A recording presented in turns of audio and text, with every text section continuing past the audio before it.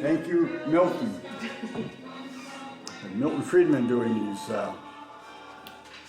helpful presentations. All right, hello class, welcome back to our microeconomics continuation of our online class. Hope everybody's doing great. Things are looking a little better, and that's great. And just stay safe, and everything's gonna work out just fine. Okay, so we left off with we were talking about break-even, shutdown points, and perfect competition. Before we get into that, I just want to say we're going to have a third exam. It'll be a week from Friday. I will post it. You can click onto it anytime. It'll be late Friday afternoon, and you have from late Friday afternoon till Sunday night to actually click on to take the exam. But once you actually click on the exam, there is a time limit. So it's not as if you have 2.5 days to complete the exam. You have 2.5 days to decide what would be the best time for you to take it. But once you click on, you've got a time limit. I believe I'm going to give you, I think if I give you 20 minutes for a question, that's more than enough time for you to put a cohesive answer together. So it'll be 1 hour and 40 minutes for the exam. And then you just take it and you submit it, okay? And that'll be again, it'll be worth 250 points, and that will be a week from Friday. All right, covering again. Just we are on schedule, so it'll be covering chapters 9 through 13, including perfect competition, monopoly, monopolistic competition, oligopoly, and we are right on track. Okay?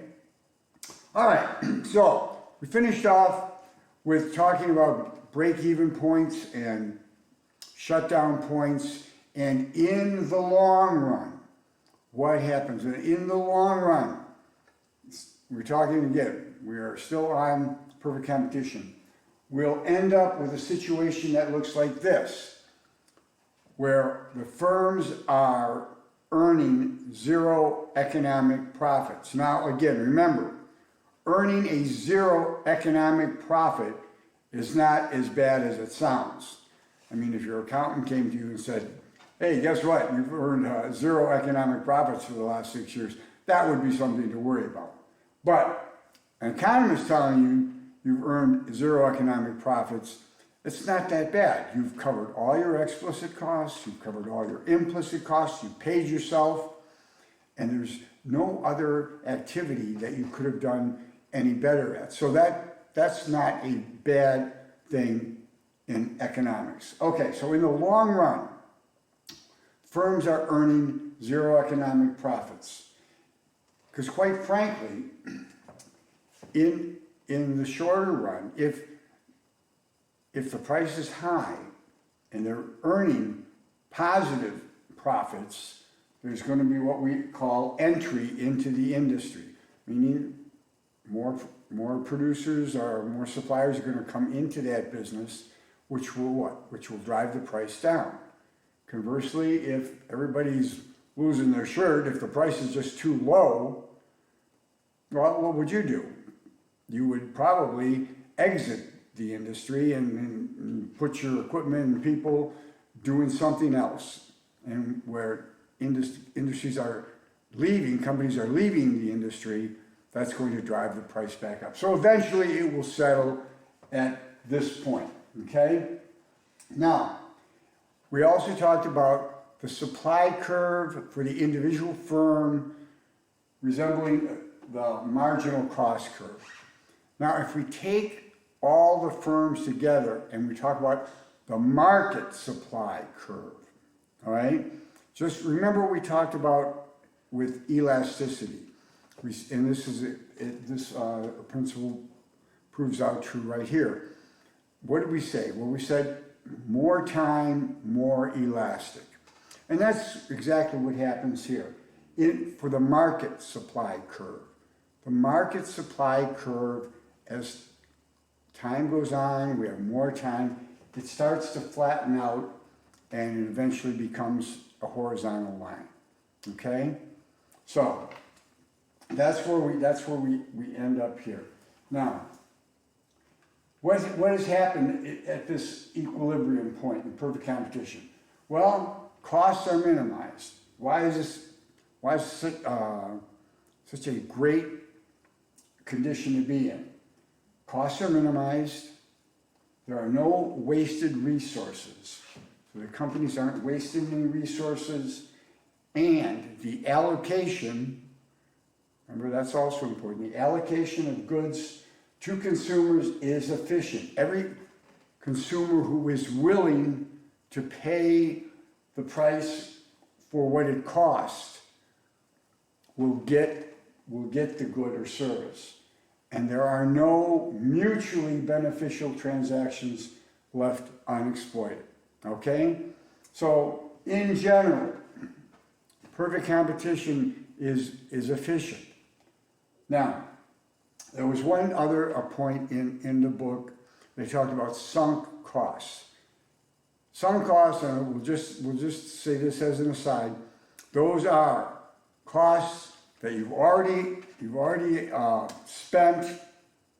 You can't get them back. All right, they're gone.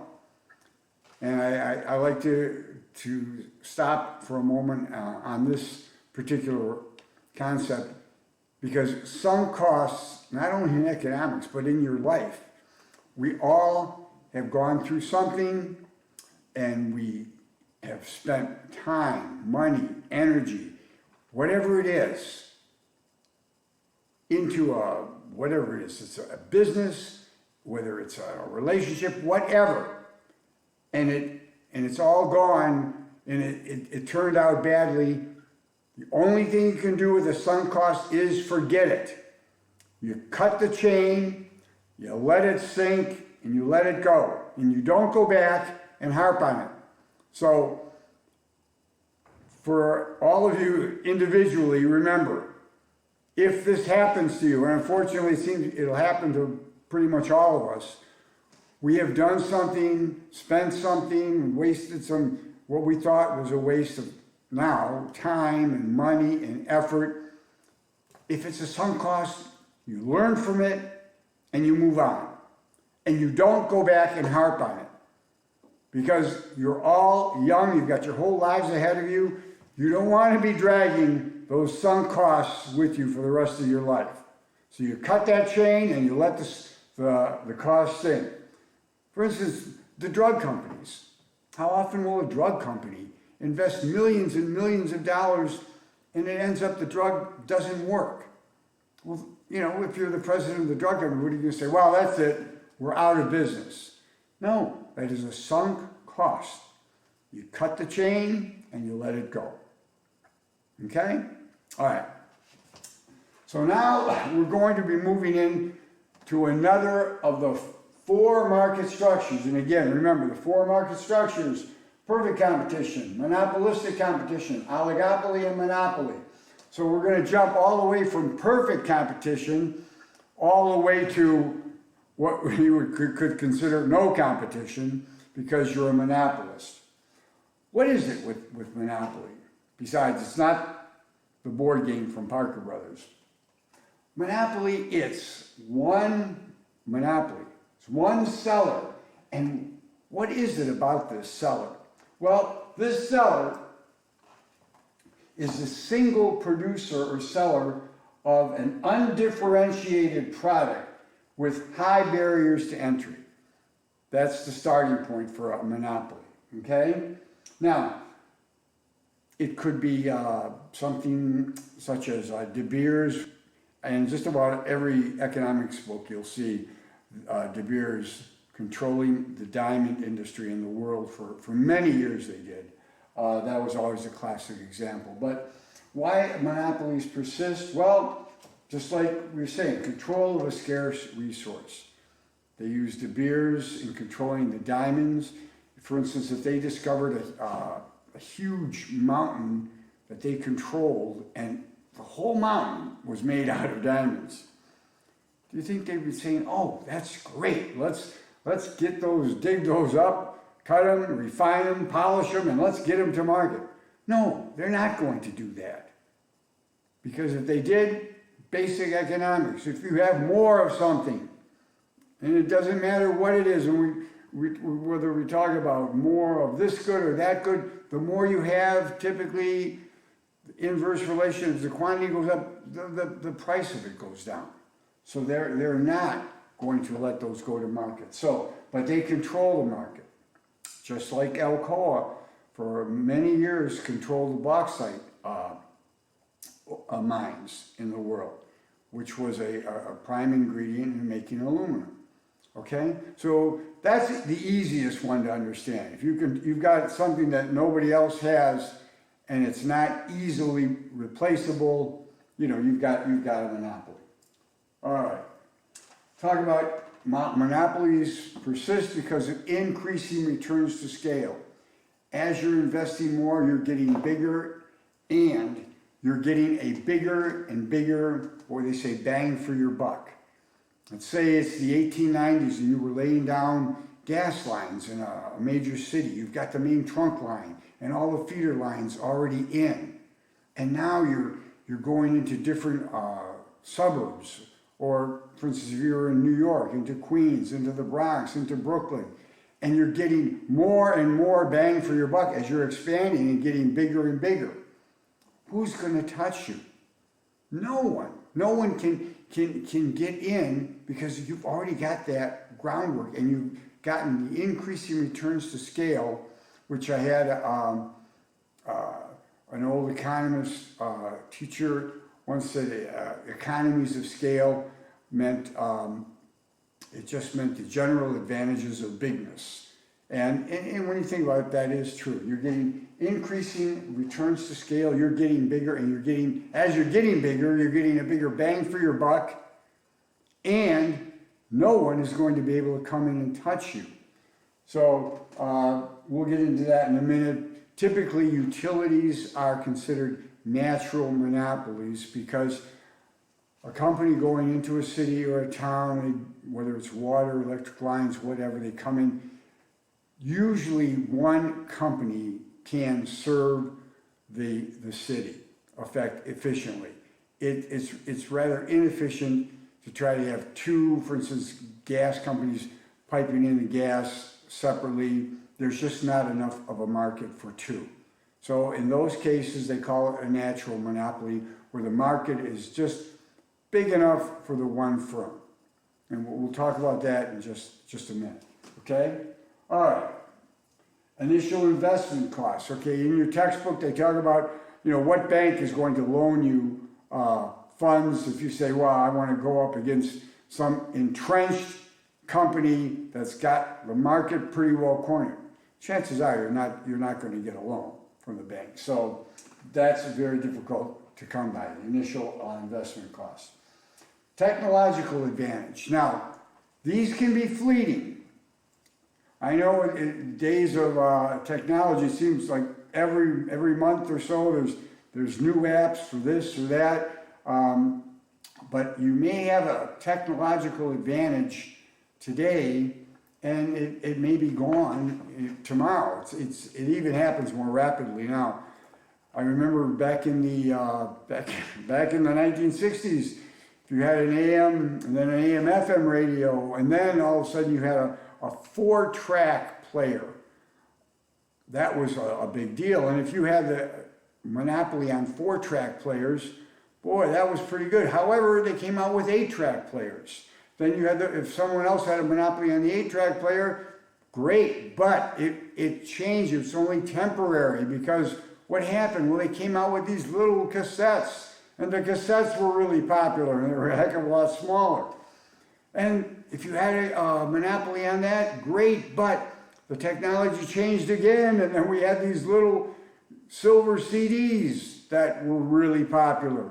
And then they went to an iPad, and now you don't even need that because everyone's streaming music on their phone. So technology, a technological monopoly can be fleeting.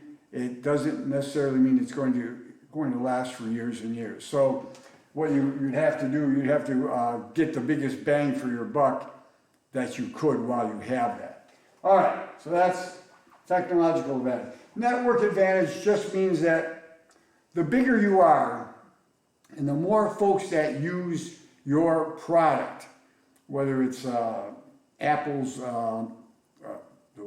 application for Microsoft, with the Windows, whoever has the largest network is getting a bigger bang out of the product, and that's true. I mean, if no one's using your system, chances are you're not going to be competitive against them. All right. We have governments can create monopolies. Well, patents, copyrights, trademarks. But when you think about those, I mean, someone has worked a long time to develop a product. I mean, they should be protected with a patent. Gives them 20 years to make that product. I mean, a drug company is not going to invest millions of dollars if they can't charge and get that money back in the future on a drug that works. So a patent, 20 years. A copyright, typically 70 years after the person's death, okay? And then also a trademark. They'll protect the trademark. Trademarks, you see them all the time. In fact, in your book, they talk about the Nike swoosh. That's the trademark for Nike. And companies have those. And brand names, which we'll get into a little later with oligopolists and monopolistic competition. We'll get into trademarks a little bit more. Okay? All right. And there's also what keeps monopolies going, predatory pricing, which may or may not be considered legal, but let's be honest, it's oftentimes very hard to prove. And if you were trying to protect your market and you saw someone coming in, you probably would lower your price to keep the competition out. Now, you have to, you may run into some governmental problems with this, but does predatory pricing exist in the world? Sure it does. Okay, so what does a monopolist do, basically? Well, just a rule of thumb, a monopolist has huge market power. Remember, in perfect competition, no one had any market power. Remember, market power is the ability to affect the price. Well, a monopolist has huge market power. And I say, but it is constrained in a way by the demand curve that the monopolist is looking at. Meaning, they can raise the price a lot higher than where it might be considered where society would want it to be. And they do. But if they become too greedy and then try to raise the price just way too high, well, that being the case, society will just find another product and they won't use that product at all. So there is somewhat of a constraint on the monopolist, which is their demand curve, which we're going to look at in a second. Okay? So, compared to perfect competition, basically, a monopolist just produces a smaller quantity than society wants. And why did they do that? Well, they produce a smaller quantity than society wants so they can charge a higher price. Pretty basic. Okay. And does that result in positive profits? Yeah, it gives the monopolists positive profits. And since there are these huge barriers to entry, they're not worried, like the perfect competitor, that all these other companies are going to jump in and end up taking the business away from them. Okay? All right. So with a monopolist, basic rule of thumb is we have an inefficient quantity, too small of a quantity, and price, and the price is too high. Now, here, two graphs, and I know you've got these. Here we have, well, what's happening here? If this is perfect competition, and this is a monopoly, what's going on here? Well, here we have, remember our consumer surplus and producer surplus? Well, what's happening here? Again, where is the monopolist profit maximization point? Remember, we talked about that first couple of weeks of class? It's where your marginal cost is equal to your marginal revenue, okay? And again, that's going to be true for all of these folks, all right? So we go to where the monopolist's marginal cost and marginal revenue are equal, right just here, all right? But what the monopolists can do, since they've cut back, this is their demand curve, since they have cut back on the quantity they're making, they can bring that price all the way up to the demand, to where it is on the demand curve, and when we bring it over, we see that all this area is going to be a profit margin for the monopolist, okay? Here is where society would like to see the monopolist produce to. They would like this quantity at the lower price, all right? But monopolist is not doing that. It's cutting it back so it can raise the price even further, okay? And we'll bring this over again, and we can. So what's happening? You got the monopolist making quite a bit of profit and the quantity being cut back. Not only that, we have what? Remember that black wedge? Yeah, we have transactions that never happen, okay? Nobody gets any advantage on these, which we call dead weight loss, and that's our black wedge right here, dead weight loss, all right? So we have some substantial profits for the monopolists, we have dead weight loss, and we have less quantity, okay? All right, now, is it always a bad thing? Well, how do governments deal with monopoly? Is it always a bad thing? Well, there's many ways governments deal with monopoly, all right? First of all, they can try to prevent them. Sherman Antitrust Act 1890 is an example of trying to prevent or break up monopolies. They did it to AT&T in 1982. And honestly, back in 1982, there was a big uproar saying, hey, look, if it ain't broke, don't fix it. People were saying, a lot of folks said, hey, AT&T is doing a great job, let it go. But they did. They broke up AT&T back in 1982. And what happened? All of a sudden, long distance calls, which were very expensive in the 70s, 60s, 70s, and early 80s. We got long distance calls are coming way down in price. We have three-way calling, we have call wait, we have all these new options. So there were a few hiccups in the very beginning, but by and large, it was a good thing for society, okay? So they try to either prevent them or break them up. If they can't do that, they try to regulate them. Classic example is the utility companies. When the utility companies want a rate increase, it has to get government approval, all right? So they do have some control over the monopoly, all right? And how else do the governments deal with monopoly? Well, they deal with monopoly by, they become one. U.S. Postal Service and Amtrak typically are the classic examples of the government, taking over and being a monopolist.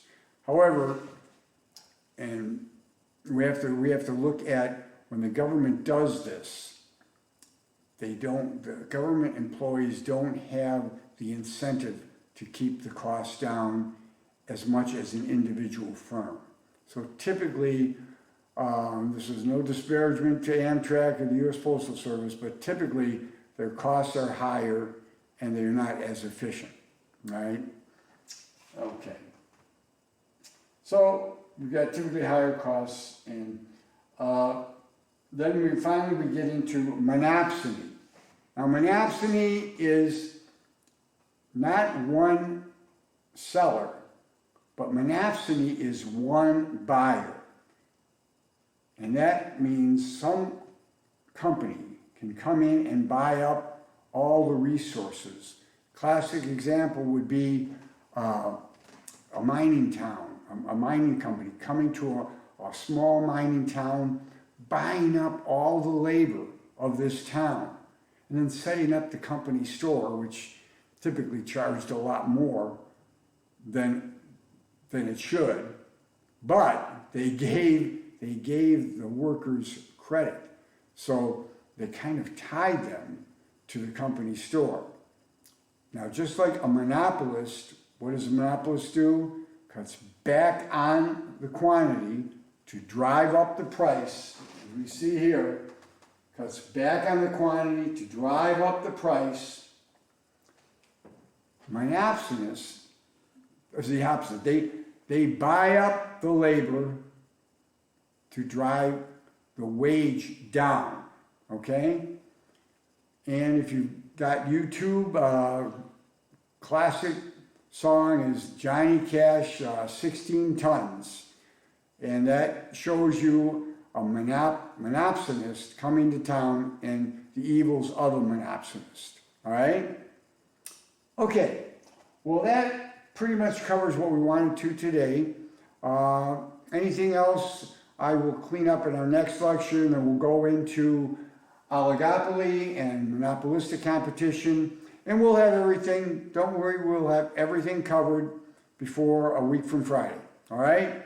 So everybody, be safe out there, take care of yourself, we're getting through this, things are getting better, so be of good cheer. I'll see you all next time.